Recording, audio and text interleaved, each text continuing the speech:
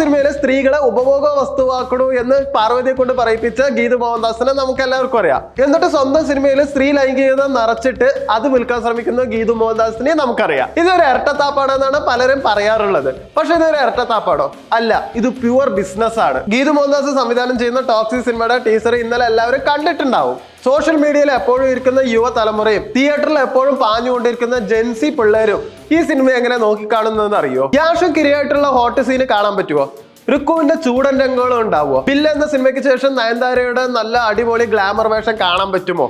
അതോ ഉമാ ഖുറേഷിന്റെ ചൂടൻ രംഗങ്ങളും ഉണ്ടാവുമ്പോ? ഇതൊക്കെയാണ് ജെൻസി പിള്ളേർ നോക്കുന്നതും കമന്റ് ഇടുന്നതും. ഇനി ടോക്സിക് സിനിമയിൽ എന്ത് വലിയ മെസ്സേജ് പറയുകയാണെങ്കിലും ഈ സിനിമ വിറ്റുപോകുന്നത് ഇതുപോലെ ഹോട്ട് സീനിലൂടെ തന്നെയായിരിക്കും. ഇവിടെയാണ് ഗീതു മോഹൻദാസ് എന്ന സംവിധായകന്റെ മാസ്റ്റർ ബ്രെയിൻ നമ്മൾ ശരിക്കും പറഞ്ഞാൽ കാണേണ്ടത്. മാഷ് കൊമേഴ്ഷ്യൽ സിനിമയിൽ റീച്ച് ആവണമെങ്കിൽ ആദ്യം മിക്കപ്പോഴും ഒരു സ്ത്രീന്റെ ഹൈറ്റ് ആൻഡ് ഡാൻസ് തന്നെയായിരിക്കും മിക്കപ്പോഴും ഇറക്കുക. ഇത് പണ്ട് കാലത്തും അങ്ങനെ തന്നെയാണ്, ഇപ്പോഴും അങ്ങനെ തന്നെയാണ്. ഗീതു മോഹൻദാസ് ഇവിടെ ചെയ്യുന്നതിൽ വ്യത്യാസമൊന്നുമില്ല. പക്ക സിനിമ ബിസിനസ് തന്നെയാണ്. ഒരു mass commercial big budget cinema തിയേറ്ററിൽ ഹിറ്റ് ആവണമെങ്കിൽ അതിൽ തിയേറ്ററിൽ ആദ്യം തന്നെ ടീനേജ് കുട്ടികളും യുവ പ്രേക്ഷകരും കയറിയേ പറ്റുള്ളൂ.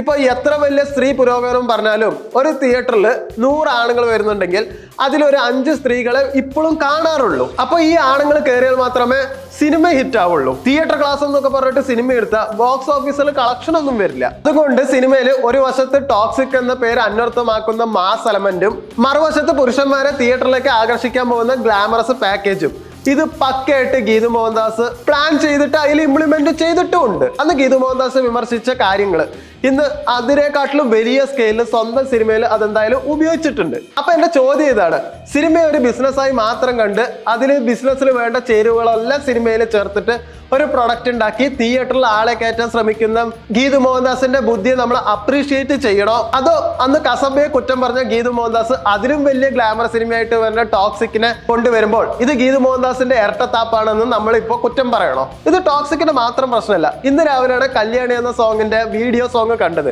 അതിലെ വരികൾ എങ്ങനെയുള്ളതാണ് എന്നുള്ളത് നിങ്ങൾക്കറിയാം. ആ പാട്ട് കേട്ട് നന്നായിട്ട് തന്നെ ഞാൻ ആസ്വദിക്കുകയും ചെയ്തു. അതിന്റെ വിഷ്വൽ എങ്ങനെയാണെന്നുള്ളത് ഇപ്പൊ നിങ്ങൾ കണ്ടിട്ടും ഉണ്ടാവും. ടോക്സിക് ആണെങ്കിലും കല്യാണി ആണെങ്കിലും ഇനി ബാക്കി എന്ത് മാസ് സിനിമ വന്നാലും ബിസിനസ് നടക്കണമെങ്കിൽ ഇങ്ങനത്തെ കാര്യങ്ങളെല്ലാം അതിൽ ചേർത്തേ പറ്റുള്ളൂ. അൾട്ടിമേറ്റ്ലി സിനിമ ഒരു ബിസിനസ് ആണ്. അപ്പോൾ ഒരു പ്രൊഡക്റ്റ് ഉണ്ടാക്കി അതെങ്ങനെയെങ്കിലും വിൽക്കുക, അത് മാത്രമായിരിക്കണം ഒരു ബിസിനസ്സുകാരന്റെ ലക്ഷ്യം. അതന്നെ ഇവർ ഇവിടെ ചെയ്യുന്നുള്ളൂ. എന്തൊക്കെയായാലും നിങ്ങളുടെ അഭിപ്രായം ഒന്ന് കമന്റ് ബോക്സിൽ എഴുതും.